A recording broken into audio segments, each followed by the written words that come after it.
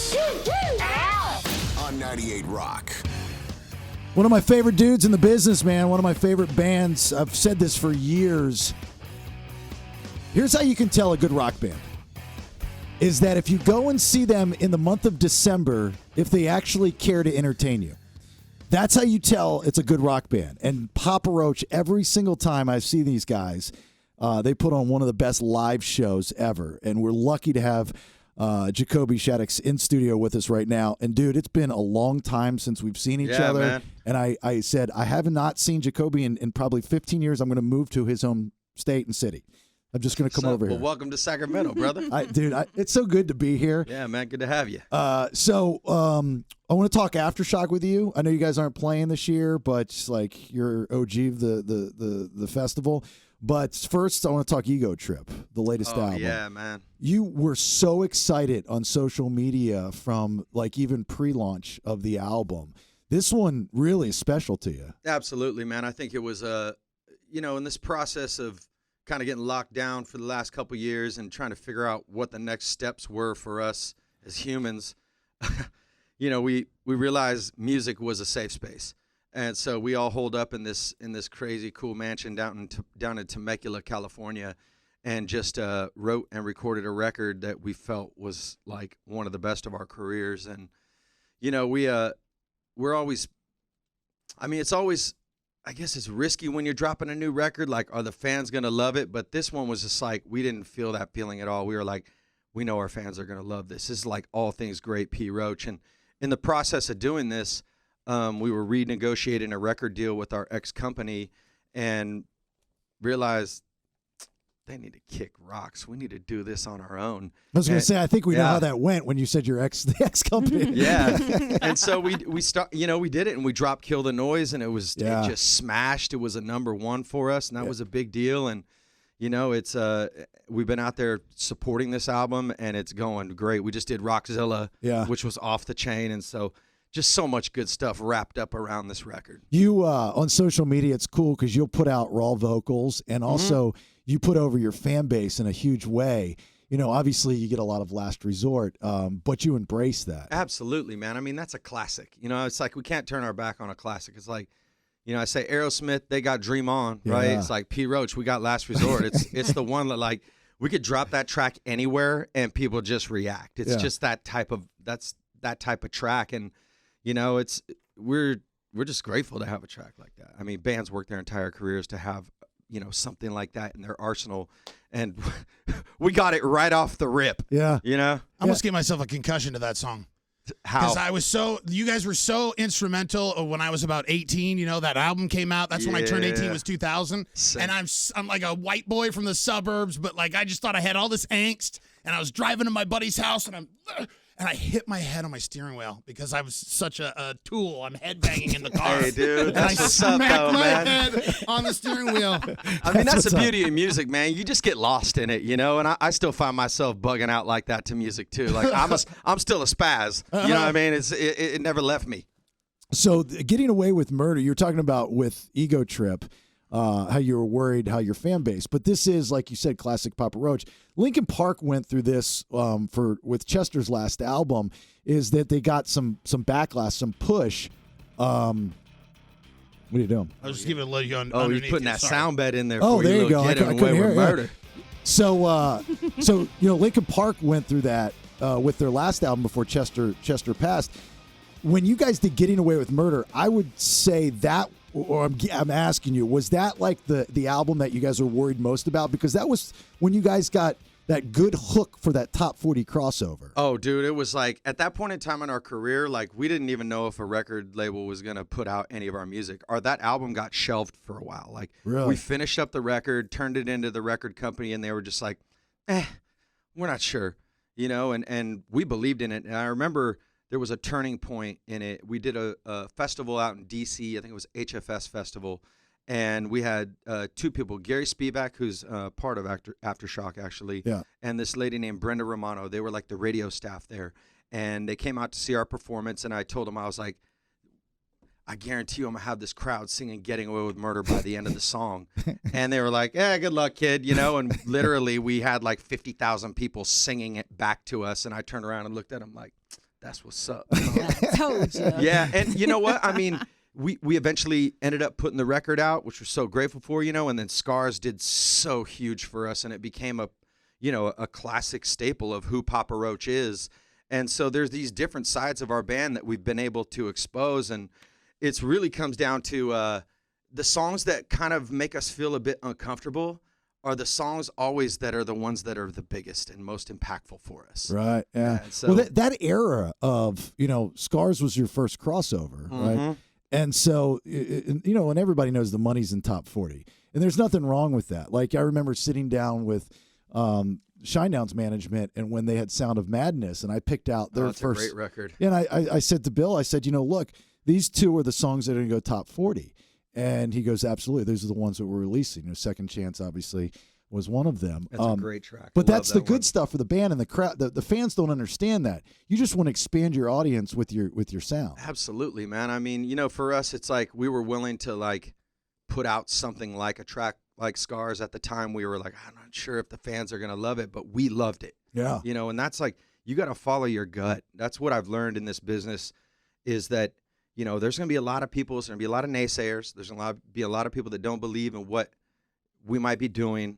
But it's like, if we have this feeling inside, like this is the real right here. Right. You got to go with it. Yeah. You have to trust your gut. Like you don't always have to listen to everybody around you and everybody's opinions around you. It's like, what do you feel inside, like deep down low? Oh, trust me, I've been to Deep that. down low. I've been down to that. I've been to that party of the naysayers. It's KRXQ and KRXQ HD1 Sacramento, always free on the Odyssey app. It's 98 Rock, and we appreciate you listening. Got Jacoby from Papa Roach in the studio with the BS right now, and with albums that you do with Papa Roach, most lead singers, especially ones that have had the success that you've had, are perfectionists. Does it bother you when not every song is released the radio? It's impossible. We know that, but it is absolutely impossible. And it's like I like to guest on other people's records, so it's like we find ourselves stepping on our own toes at times. And yeah, they're not all going to be singles, and I think that's important for us to realize, is that when we're making a record, I don't want to make a record full of singles. I want to make cool. We got a few singles, and then let's get adventurous. Let's take the fans on a journey. You know what I mean? And I think that element of making an album is important. But in speaking about that in the future, it's like, I don't even know if we're going to make an album for a minute. I think we might just be dropping tracks for a hot minute. Really? I think that might be the MO for what we're going to do over the next 2 to 3 to 4 years, is just drop a track every 6 months, drop 2 or 3 tracks every 6 months, and just feed the fans music consistently. Whether they're singles or not, right? The cream will rise to the top. But it's like, I look at the business right now as it's the Wild West. Anything kind of goes, and we got to follow our gut. Where are we going with this thing? And what we've realized is that drop a track with a dope video, a great marketing plan, and some good social media built around it, right? And let that be the tip of the spear to drive your touring, so we can go around the world and go rip shows in Southeast Asia. You are so cool. Oh. I just want to say that. Oh, thank you. I just really want to say that. I appreciate it. I'm just over here enamored. Oh, I appreciate it. Nikki D out. Nikki D in this bitch. Thank you for the compliment. I appreciate that. I really do. So more like you guys have this, it's like a roster of a similar sound. So I'm a huge Hollywood Undead fan. Oh, that's my boys. I know it is. Yeah, that's my boys. And it's funny because after a big festival at a station I worked at in Orlando, we all went to the same bar, and they just happened to be there, and I got to hang out with them a little bit. And, we had them on the radio and all that good stuff. And one of my buddies who owned the bar, his brother went to juvie with one of the dudes in Hollywood Undead. Yeah, man, sometimes you end up in juvie, dude. And by the end of the night, we had to literally carry this guy out. Anyway, so that sound, the Fever 333, is just, they are present day rage in my opinion, but oh, yeah. That's the stuff us Xers love, Gen Xers. I mean, yeah, that you talk to us. Yeah, man, I feel like, when you're coming from the guts, coming from the heart, like a group like Fever 333, Jason Alon Butler, like that, he's a real one. He's one of those cats that I look up to. He's like, nah, man, I look up to you. I'm like, nah, Jay, like, we're both looking up at each other, or we're just looking at each other going, man, you're tight. You know, but, California guys, too. Yeah, Cali Killers, those guys are, man. I had him, actually, he came up this last year on stage with us at Aftershock, which was sick. Yeah. That was like a pinnacle moment for me, having him on stage, ripping that track Swerve. And, you know, it's like, you just got to put your guts into it. And I think it's when you make music that makes you, like you were talking about, smash your head into your steering wheel. I don't regret doing it. I got to tell you, when we were making this last record, Ego Trip, it's like if there was a fly on the wall watching us, people would just be like, these guys they have lost their minds. There's like 8 dudes in this house dancing crazy mosh pit style in a living room, listening back to these tracks that we recorded during the day. You know, when we're going, this is getting me off. Like, this is, you know, I think that excitement around the music, it's important, you know. And I think for a little while, we kind of lost a little bit of that for a minute. And I think, you know, over the last couple records, working with newer and younger producers and really having that, like, F it attitude, it brought something new and special out of the band. And I think you can hear it on our album, Ego Trip. Well, I think also social media and what it's done for you guys. You realize that your fan base, how big it is and how much they're into you guys is pretty cool. And how diverse our fan base is. I mean, it's like, we noticed as we went and did this tour, Rockzilla, it was like there was multi-generations of fans watching us. It's like there's somehow they got this like 8-year-old on the shoulders, and then there's the son and then his father at the show as well. Right. And we're going, whoa, this is real. Like this was the thing that we dreamt of as we were younger. I mean, I remember playing a show with Stone Temple Pilots. This is back in like 2002 out at the amphitheater in Wheatland. And we opened up the show and we watched Stone Temple Pilots, and it was this vision in my mind, like, this is what I want. This legacy career, because they played songs from all their records, and I was like, I know that song, I know that song, I know that's it blew my mind, right? And that was a goal, right? And here I am, 20 some odd years later, living that dream myself. It's hard to wrap your mind that you're that guy now. It trips me out. It really does, man. What Papa Roach song do you have people come up to you most and say it was part of, you know, music is a soundtrack of your life? I say that all the time. What song from Papa Roach do people identify with, get them through a tough time, so on and so forth? Scars has been one of those songs for us through the years, as well as this track called Help off of Crooked Teeth. Those 2 tracks are referenced a lot. I mean, obviously, and Last Resort, because it just hits you in the guts with the real. Can I throw one in there too? Yeah, throw it in. All right, because F you, I'm not listening anymore. Oh, dude, not listening? That was a banger, dude. Oh, that's my. All right, you went deep. You went for the deep cut. That's my favorite. One of my favorite songs. Period. The end of story. But there came a time in my life. Cheers, brother. That, especially if I'm in the gym, it's, you know. That's a power track. And I would just, I mean, I'm sitting there, you know, I mean, word for word. And, you know, that's why I like you. I'm into that stuff. I'm into that type of music. Man. So thank you. Let's talk Aftershock a little bit. We got a couple more minutes with you. So, I mean, you're kind of OG. It's in your own backyard. It's your band. You're not playing this year. Is there a reason why? I just don't want to do it? I mean, well, going back to it's literally like almost my backyard. I live like down by Sac State, kind of. Yeah. So it's literally like down the Ray. When I go ride my bike, like I'll ride by that place and just have like reminisce memories. Like, always tore that up. And I gotta tell you, like talking about pinnacle moments in my life, Aftershock last year is one of those moments I will remember forever. It's just, I mean, having a headlining slot on a Saturday night. Sacramento, my backyard, rolling up there, VIP style in my car, like taking my car from my house. Imagine this, right? Like this is like the dream gig of all gigs. I'm at my house, chilling with my kids, my wife, have breakfast, get a workout in, chill out. Homies come over, reminisce, get in the car, roll up, VIP police court escort style.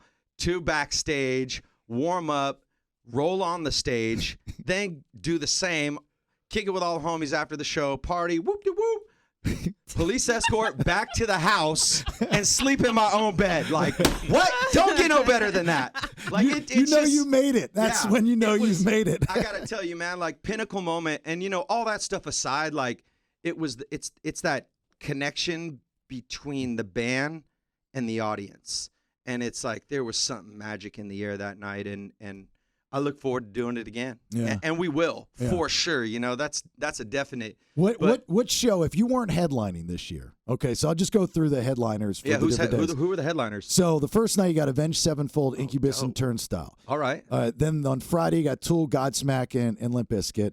Saturday you got Korn, Pantera, and 311. And then Sunday, GNR, Queens of the Stone Age, and Rancid. If you were not headlining, what two bands would you want to be sandwiched in between out of that list, if you can remember it? Shoot, dude.